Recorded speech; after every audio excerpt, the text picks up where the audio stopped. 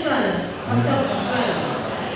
Pontoise, c'est un grand sujet pour nous, un très grand sujet, parce que depuis la création, le projet de création en 2011, moi je me suis toujours élevée contre ce projet.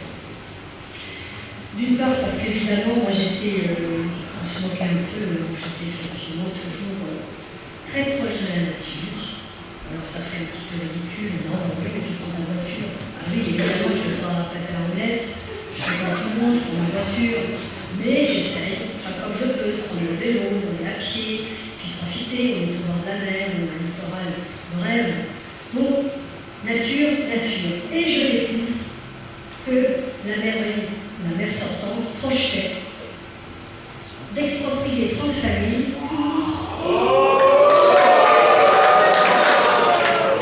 pour faire 480 logements sur les 17 hectares, puisque maintenant le périmètre semble rétrécir. Alors, c'est la vérité vraie, parce que le photographe les a comptés. Alors, je ne sais pas comment on peut arriver à envisager un tel projet, exproprier 30 familles pour faire ça. Alors, ces travaux entraîneraient évidemment des nuisances pour tous les riverains. L'explication, moi je ne l'ai pas, je veux dire ce problème-là. Heureusement que le tribunal administratif l'a condamné. Le 26 juillet 2013, il a annulé la création de l'ordre.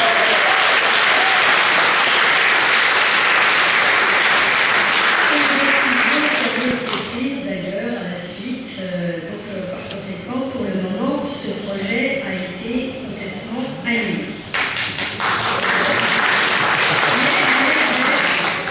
La mairie l'a quand même sous le coude et ce n'est pas impossible qu'ils aient l'intention de relancer ce projet. Les tractations, et on voit bien que ça risque d'être d'ailleurs en copier-coller.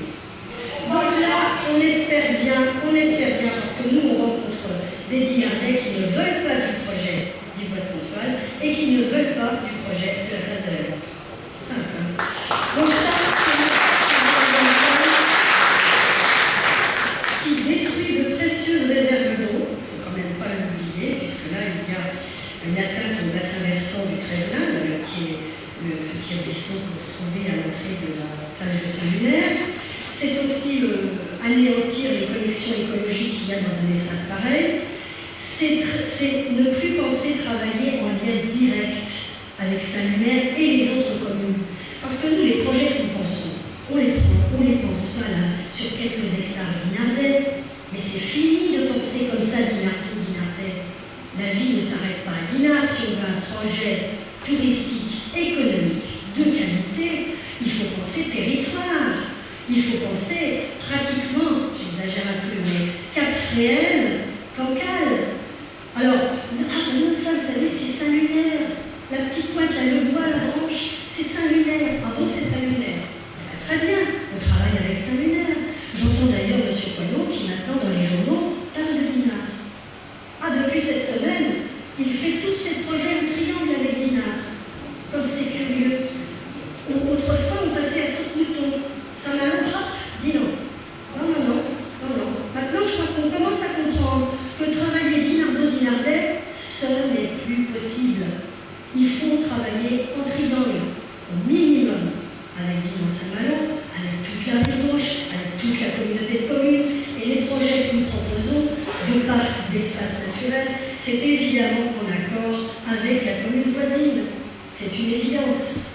Donc c'est un parc de loisirs, oui, avec une petite ferme bio, avec un four à pain collectif, pourquoi pas, avec des jardins collectifs, où il fera bon se retrouver, être ensemble. Un plan d'eau, puisqu'on a ce petit Crèvelin, on a des zones humides à protéger et à préserver. Pourquoi pas on n'a pas de plan d'eau? Nous, Dinard, finalement, se limite au tourisme balnéaire des 2 mois d'été, éventuellement à Pâques quand il fait très beau. Mais aujourd'hui, il faut étendre la capacité de tourisme balnéaire. Par conséquent, ce parc s'y prête complètement.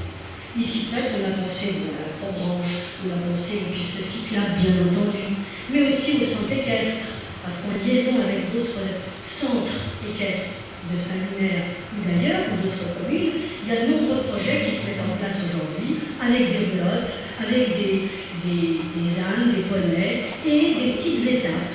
Des petites étapes avec des gîtes ruraux, ça fait vivre les gîtes, ça crée l'animation avec la musique locale, avec la musique bretonne, avec les galettes saucisses. On crée comme on le fait en Irlande.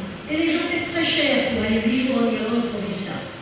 Par conséquent, on a cette capacité, on n'a pas pensé visionnaire, long terme, taxes, faisons rentrer des taxes, des taxes, des taxes. Oui, d'accord, on fera rentrer des taxes, et alors après, vous aurez 450 taxes de plus. Et après, où trouverez-vous de nouvelles taxes? Alors, on peut encore effectivement imaginer détruire une maison et y remettre un immeuble, ça en récupère quelques taxes. Et ça, c'est pas une bonne gestion, c'est pas maîtriser un budget, c'est pas maîtriser la gestion d'une ville sur 5 ans, 10 ans, 20 ans. Par conséquent, nous proposons une économie de qualité qui permette de vivre à l'année.